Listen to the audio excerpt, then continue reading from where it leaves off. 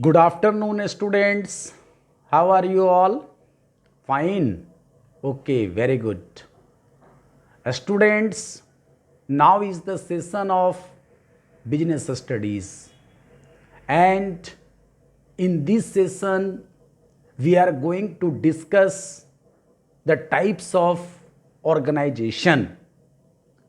Already we have explained the meaning of organizing function of management in the previous sessions along with its importance and the organizing process, all the steps involved in organizing process we have discussed in much detail.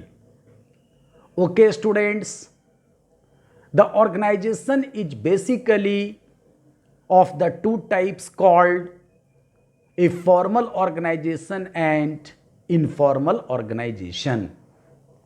Okay, so long as a formal organization is concerned, it refers to such a systematic arrangement of the activities that is based on rules and procedures and is deliberately created, and this organization in fact is formed by the managers to achieve some predetermined goals and objectives.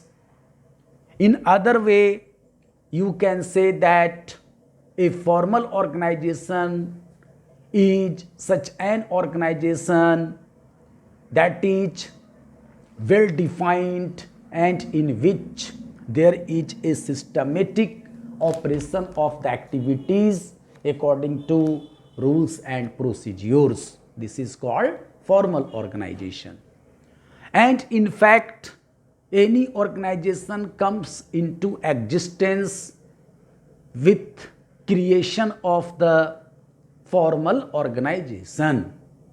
Okay, so from this point of view, you will find that there are some basic characteristics of a formal organization, such as the first characteristic of a formal organization is that it is well defined and definite. In what sense it is well defined?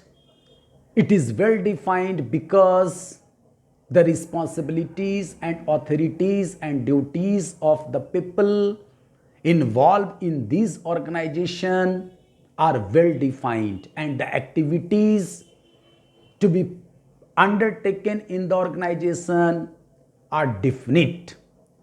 Okay, so we can say it as a formal organization. Number two, a formal organization is based on rules and procedures. That means when an organization works formally, then it has to follow some rules and regulations framed out by the management of that organization. In fact, in order to ensure a smooth activities of the organization, the formal structure is given, and this formal structure of the organization is based on some definite rules and regulations which are designed, which are formulated by the management of that concerned organization. Okay, so long as the third important characteristic of a formal organization is concerned, it is based on the principle of division of work. Since the duties and activities of all the people working in a formal organization are well defined, and all the involved people perform their duties only as assigned. No person, nobody interferes in the work of another, and each one is performing only his defined and assigned duties. Therefore, this organization is created on the basis of the principle of division of work. Okay, you will find that there are some basic characteristics of a formal organization, such as the first characteristic of a formal organization is that it is well defined and definite. In what sense it is well defined? It is well defined because the responsibilities and authorities and duties of the people involved in this organization are well defined, and the activities to be undertaken in the organization are definite. Okay, so we can say it as a formal organization. Number two, a formal organization is based on rules and procedures. That means when an organization works formally, then it has to follow some rules and regulations framed out by the management of that organization. In fact, in order to ensure a smooth activities of the organization, the formal structure is given, and this formal structure of the organization is based on some definite rules and regulations which are designed, which are formulated by the management of that concerned organization. Okay, so long as the third important characteristic of a formal organization is concerned, it is based on the principle of division of work. Since the duties and activities of all the people working in a formal organization are well defined, and all the involved people perform their duties only as assigned. No person, nobody interferes in the work of another, and each one is performing only his defined and assigned duties. Therefore, this organization is created on the basis of the principle of division of work. Okay, next important characteristic of a formal organization is that it is deliberately created. Deliberately created means it is created with planning and with thorough observations, study, researches by the management. It cannot be automatically created just by living together or working together in the organization. Rather, it has to be deliberately created. That means rules, procedures, etc. are need to be framed out. The people are assigned duties, activities are identified, and they are grouped, departments are formed intentionally and in a planned manner by the managers. Therefore, we can say that a formal organization is a deliberately created organization. Okay, the next one is it is more stable. More stable in what sense? Since this organization is established to achieve some long-term goals and objectives, and the structure of this organization is based on managerial principles, rules and procedures. Therefore, it lasts for a longer period of time because the relationship in this organization is well defined and definite. Okay, so these are the basic characteristics of a formal organization, and by establishing a formal organization only, the long term objectives and goals of the management can be achieved.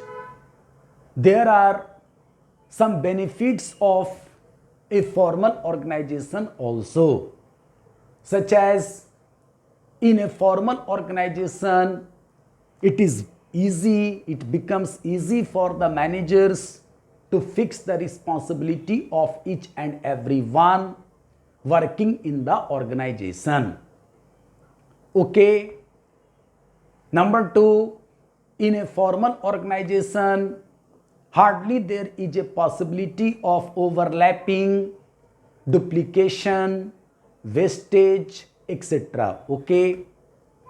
The next benefit is, in a formal organization, the unity of command throughout the organization in each department and sub-department is possible. Why? Because the activities are systematically classified and arranged into the groups. The next one is, through formal organization, the goals can be easily achieved because the activities and operations are conducted in a systematic manner and under the guidance and supervision of the managers. Okay, in a formal organization, there is a definite relationship of organizational personals. So, there is a possibility of achieving the goals and objectives on time very successfully. Okay, the next benefit of a formal organization is that it results into a specialization because it is based on the principle of division of work. Therefore, it leads to a specialization which ultimately benefits the organization. Okay, so these are the main benefits of a formal organization. However, there are some drawbacks or demerits of such an organization also, such as in a formal organization, there is lack of initiative of the people because the people have to work in the set direction according to rules and procedures. Therefore, there is a lack of initiative among the people working in a formal organization. The second important drawback of this organization is that there happens to be delay in actions. Delay in actions in what sense? In the sense that all decisions have to be made only by the authorized persons and on right time. And sometimes it becomes necessary in a specific situation to overlapping, duplication, wastage, etc. Okay. The next benefit is, in a formal organization, the unity of command throughout the organization in each department and sub-department is possible. Why? Because the activities are systematically classified and arranged into the groups. The next one is, through formal organization, the goals can be easily achieved because the activities and operations are conducted in a systematic manner and under the guidance and supervision of the managers. Okay, in a formal organization, there is a definite relationship of organizational personals. So, there is a possibility of achieving the goals and objectives on time very successfully. Okay, the next benefit of a formal organization is that it results into a specialization because it is based on the principle of division of work. Therefore, it leads to a specialization which ultimately benefits the organization. Okay, so these are the main benefits of a formal organization. However, there are some drawbacks or demerits of such an organization also, such as in a formal organization there is lack of initiative of the people because the people have to work in the set direction according to rules and procedures. Therefore, there is a lack of initiative among the people working in a formal organization. The second important drawback of this organization is that there happens to be delay in actions. Delay in actions in what sense? In the sense that all decisions have to be made only by the authorized persons and on right time. And sometimes it becomes necessary in a specific situation to. The next important drawback of a formal organization is that there is a mechanization of interpersonal relationship in such an organization. Everyone interacts with each other under some specific rules. Everyone has to perform as per directed by the superiors. Thus, you can say that in a formal organization there is no role of personal relationship.